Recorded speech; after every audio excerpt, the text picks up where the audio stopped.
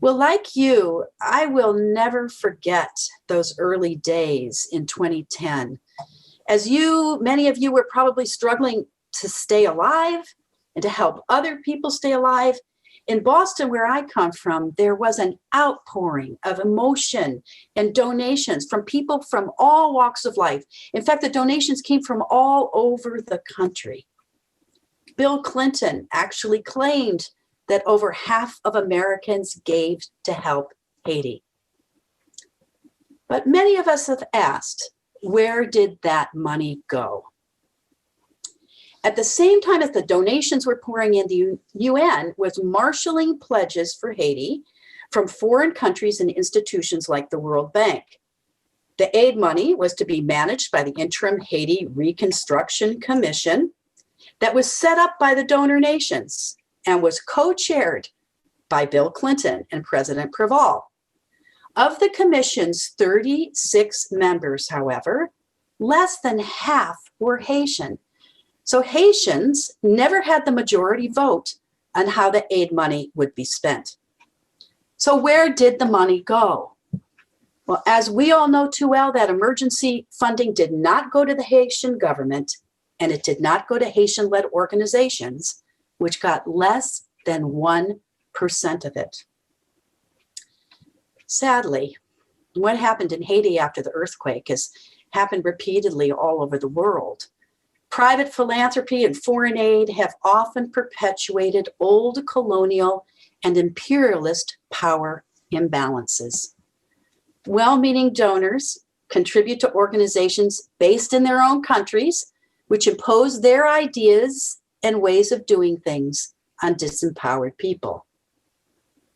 But the good news is that there are new conversations brewing about shifting the power into international development and philanthropy to sovereign states and to local communities. I was invited today to talk about trends I have seen in international philanthropy. I'm going to focus on 4 common approaches to philanthropy and 3 new approaches that seek to shift the power. So first, as we all know, there are the project-based funders. These are folks that can make big grants or small grants for short-term projects with generally very tangible results. They often look for project completion in 1 year. They don't generally look at the social situation. They don't do social analysis or seek to uncover root causes. What you get is what you see, or what you see is what you get. The problem is thousands of disconnected projects scattered over a country do not lead to lasting change, which is the tragedy we have seen in Haiti. Well, in contrast to these project-based funders, there are funders who have been schooled in strategic philanthropy. And these are folks who focus on a particular problem to solve and investigate various solutions to that problem. They examine organizations' theories of change. If we take this approach to that problem, then these results will follow. Strategic funders like to see organizations with goals and results that can be measured and proven with data. The problem is, strategic funders may only fund organizations that fit neatly into their predetermined strategy boxes. Well, a variation on the strategic funder is the systems change funder, and this approach has gained much traction over the past few years. Systems change funders recognize the complexity of problems. They like to map out all the factors that impede or could produce change. They develop elaborate strategies for change in concert with other funders and stakeholders who make coordinated interventions into the system.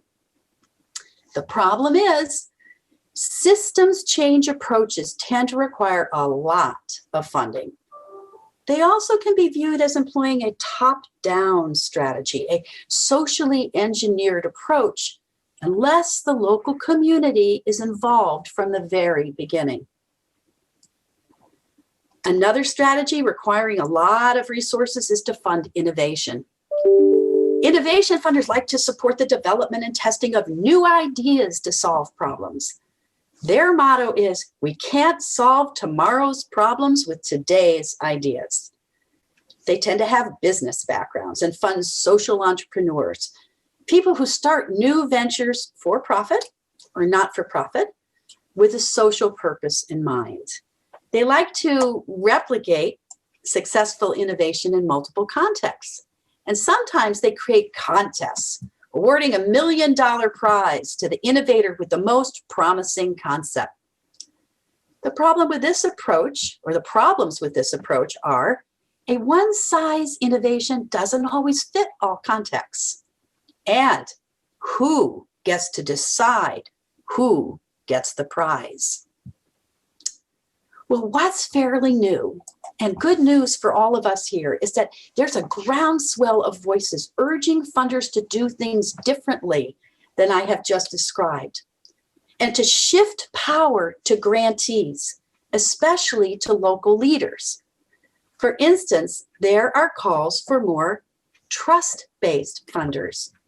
These are funders who provide multiple years of general operating support so that grantees have the flexibility to adapt to change. They trust an organization and its leaders to decide how best to spend the money. They require generally only simple proposals and favor conversations instead of written reports. Essentially, they make grants with few strings attached. Trust-based funders are also often proximity funders. Proximity funders prefer to support leaders who are proximate. It's a wonky term, but it really refers to people who are rooted in community and have personally experienced the problems being addressed. They speak with authenticity. A new proximity funder is the Center for Disaster Philanthropy, which has just put out a paper calling for aid localization. It urges that money and decision-making power about how to rebuild after a disaster should be in the hands of those most affected by the disaster, rather than in the hands of international actors. Now, this is a radical shift in thinking.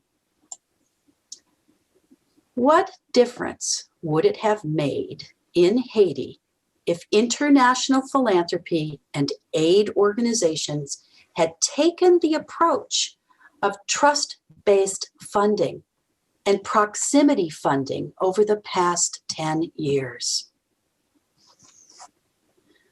Well, closely allied with the trust-based funders and the proximity funders are the equity and justice funders.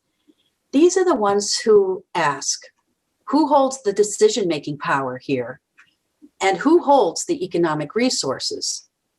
They look to dismantle underlying structures of justice, and their intent on rebuilding entire societies from the inside out. Increasingly, equity and justice funders call for an intersectional approach. And what this means is that they're urging grant makers to address how separate groups may be marginalized in multiple ways based on their overlapping identities. For instance, being a woman and a person living with disabilities, or being Black and LGBTQ. Equity and justice funders also include the solidarity funders, who provide long-term support for social movements, mobilizing for a more just world. Each of these power-shifting approaches, trust-based funding, proximal funding, equity and justice funding, have been gaining visibility and, as I said before, traction over the past year due to some recent developments. Last year, a seminal report disclosed that more funding goes to white leaders than leaders of color, even when they're operating in similar racialized communities. In response to this finding, Kennedy Odede, a leader from Kenya, has launched the Global Alliance for Communities to attract funders to amazing proximal leaders from all over the world, and everyone in this room should sign up. Likewise, the African Visionary Fund has been created to channel grants to outstanding proximal leaders from that continent.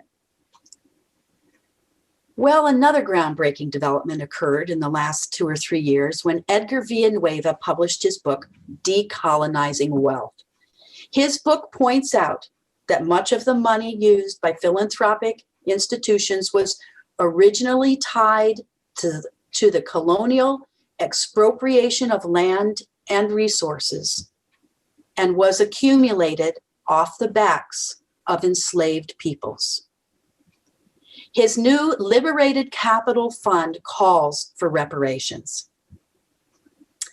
Also recently, Oxfam America has announced the need to decolonize international development and humanitarian aid.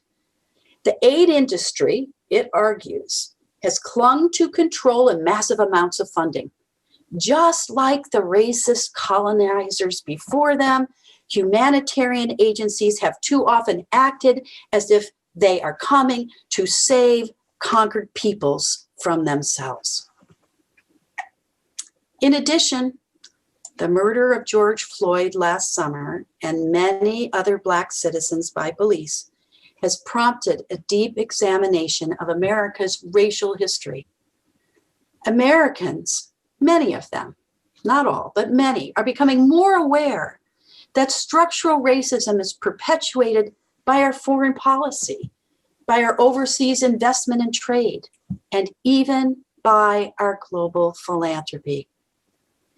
And so all of these developments have led to soul searching and an awakening on the part of some philanthropists. We are relearning our nation's history. We're examining how we personally have contributed to structural racism in our own country and abroad. We're looking to loosen the rules and create partnerships in a spirit of mutuality and solidarity. We are confessing that we have no right to single-handedly fix other people's problems. Rather, we must deepen our own understanding and magnify the agency and leadership of those who have been dispossessed. And we are discovering that these power-shifting approaches can actually be liberating for both donors and their partners.